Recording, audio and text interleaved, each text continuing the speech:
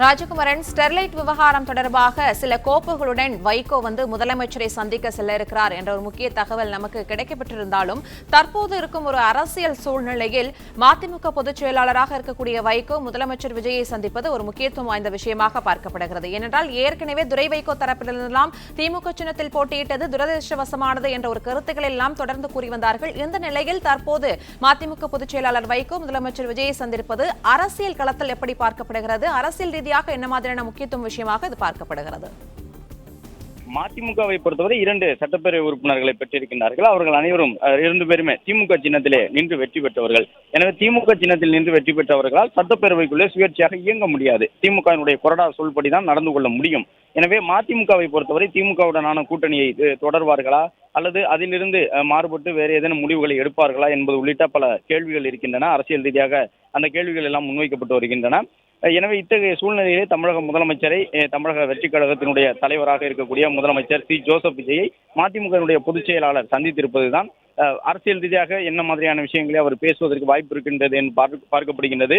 2 பைகளால் அடங்கிய கோப்புகளை மதிமுக பொதுச் செயலாளர் வைகோ எடுத்து சென்று தூத்துக்குடி ஸ்டெர்லைட் ஆலைக்கு தடையின்மை சான்றிதழை வழங்கிவிடக் கூடாது என்பதற்கான ஒரு கோரிக்கையை முதலமைச்சரிடம் முன்வைப்பார் என்றாலும் கூட சட்டப்பேரவை நாளை கூட உள்ள நிலையிலே இந்த முக்கியமான சந்திப்பை வைகோ அவர்கள் மேற்கொள்வதற்கு பின்னணியிலே அரசியல் காரணங்களும் இருக்கலாம் என்ற எதிர்பார்ப்பு நிலவுகின்றது.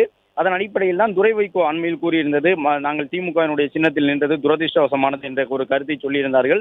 தேர்தலுக்கு பிறகு அல்லது தமிழக வெற்றிக் கழகத்தினுடைய ஆட்சி அமைத்த பிறகு திமுகவிற்கு எதிரான, அதாவது திமுகவோடு தங்களுக்கு மனஸ்தாபம் இருப்பதை மதிமுக வெளிப்படுத்தி வருகின்றது என்றெல்லாம் எடுத்துக்கொள்ள முடியாது. ஏனென்றால் கூட்டணி பேச்சுவார்த்தை நடைபெற்ற பொழுதே மதிமுகவினுடைய தலைமை கழக நிர்வாகிகள் அழுது கொண்டே சிரிக்கக்கூடிய சூழ்நிலைக்கு திமுக தலைமையங்களை தள்ளிவிட்டது, சொற்ப இடங்களை வழங்கினார்கள், அந்த இடத்திலும் அவர்கள் சின்னத்தில் போட்டியிட வேண்டும் என்று சொல்லுகின்றார்கள் என்பதாக தங்களுடைய மனக்குமுறலை அண்ணா அறிவாலயத்தினுடைய வாயிலேயே வெளிப்படுத்தினார்கள் மதிமுகவினுடைய தலைமை கழக நிர்வாகிகள். எனவே திமுகவுடனான மதிமுகவினுடைய கூட்டணி என்பது வேறு வழியின்றி இந்த தேர்தலில் மதிமுக கடைசி நேரத்திலே கூட்டணி மாற முடியாது என்பது போன்ற ஒரு இக்கட்டான நிலையில் தான் அந்த முடிவுக்கு சென்றதோ என்பதாகவே அரசியல் களத்தில் பார்க்கப்பட்டது.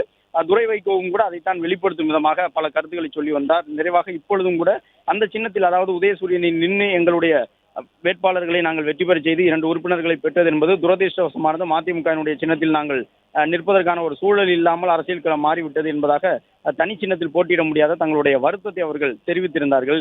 அது மட்டுமல்லாமல் வைகோவும் கூட தமிழக வெற்றிக் கழக தலைவர் விஜய் மீது நல்ல ஈடுபாட்டோடு இருக்கின்றார். அண்மையிலே வைகோவினுடைய சொந்த மாவட்டமான விருதுநகர் மாவட்டத்தில் அவர் செய்தியாளர்களை சந்தித்த பொழுது ஒரு கேள்வி முன்வைக்கப்பட்டது. தாவேகாவிலே பலரும் இணைந்து கொண்டிருக்கின்றார்களே, மாற்றுக் கட்சியில் இருக்கக்கூடிய சட்டப்பேரவை உறுப்பினர்கள் எல்லாம் இணைந்து கொண்டிருக்கின்றார்கள், தங்களுடைய பதவியை ராஜினாமா செய்துவிட்டு இது அரசியல் மாண்புக்கு தகுமா என்ற ஒரு கேள்வி முன்வைக்கப்பட்டது. அப்பொழுது வைகோ சொல்லும் பொழுது அனிதா ராதாகிருஷ்ணன் கூட அதிமுகவிலிருந்து திமுகவில் இணைந்தார், அப்பொழுதெல்லாம் அதை ஏற்றுக்கொண்டீர்கள், மாண்போடு அதை பார்த்தீர்கள், அதாவது அதிமுகவில் இருக்கக்கூடிய ஒரு உறுப்பினர் திமுகவில் இணைவதையெல்லாம் ஏற்றுக்கொண்டீர்கள், அதே போன்று இப்பொழுது அதிமுக உள்ளிட்ட கட்சிகளில் இருந்து தாவேகாவில் சென்று இணைவதை மட்டும் ஏன் கேள்வி கேட்கின்றீர்கள்? அன்றைக்கு யாரும் கேள்வி எழுப்பவில்லை, திமுகவிலே மாற்றுக் கட்சியில் இருக்கக்கூடியவர்கள் இணைந்த பொழுது, இப்பொழுது கேள்வி எழுப்பது ஏன் என்று தாவேகா அரசுக்கு சாதகமான ஆதரவான ஒரு பதிலை வைகோ வழங்கியிருந்தார்.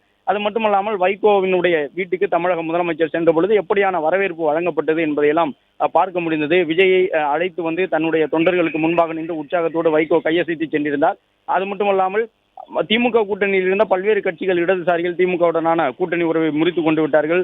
அதே போன்று விடுதலை சிறுத்தைகள் கட்சியும் கூட தற்பொழுது தமிழக வெற்றிக் கழகத்தினுடைய அரசியல் அங்கம் பெற்றிருக்கின்றது. இஸ்லாமிய கட்சிகளும் கூட தற்பொழுது தாவேகாவோடு நட்பு பாராட்டி வருகின்றார்கள் திமுக கூட்டணியில் இருந்து.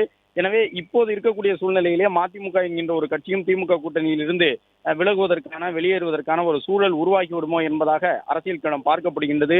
உள்ளாட்சி தேர்தலுக்கான தயார் நிலையிலே அனைத்து கட்சிகளும் ஈடுபட்டு கொண்டிருக்கின்றார்கள். எனவே தமிழக முதலமைச்சர் சி ஜோசப் விஜயை சந்திக்கக்கூடிய மதிமுக பொதுச் செயலாளர் வைகோ அவர் தனிப்பட்ட ஒரு சந்திப்பாகத்தான் இதை மேற்கொள்கின்றார். அதாவது ஸ்டெர்லைட் தொடர்பாகவும் பேசுகின்றார். அது மட்டுமல்லாமல் அரசியல் ரீதியான கருத்துக்களையும் பேசுவதற்கான வாய்ப்புகள் இருக்கின்றன. துரை வைகோ வரவில்லை, வைகோ மட்டும்தான் வந்திருக்கின்றார். மதிமுகவினுடைய மூத்த நிர்வாகிகளும் கூட வழக்கமாக வைகோ வரும்பொழுது அவரோடு வரக்கூடிய மூத்த தலைமை கழக நிர்வாகிகள் கூட இன்றைக்கு வரவில்லை. வைகோ தனிப்பட்ட முறையில் தான் வந்திருக்கின்றார். அவருடைய உதவியாளர் உள்ளிட்டவர்களோடு வந்திருக்கின்றார். எனவே இந்த சந்திப்பு வைகோ மற்றும் தமிழக முதலமைச்சர் ஆகிய இருவருக்கு இடையில் மட்டும் நிகழக்கூடிய ஒரு சந்திப்பாக இருக்கும்.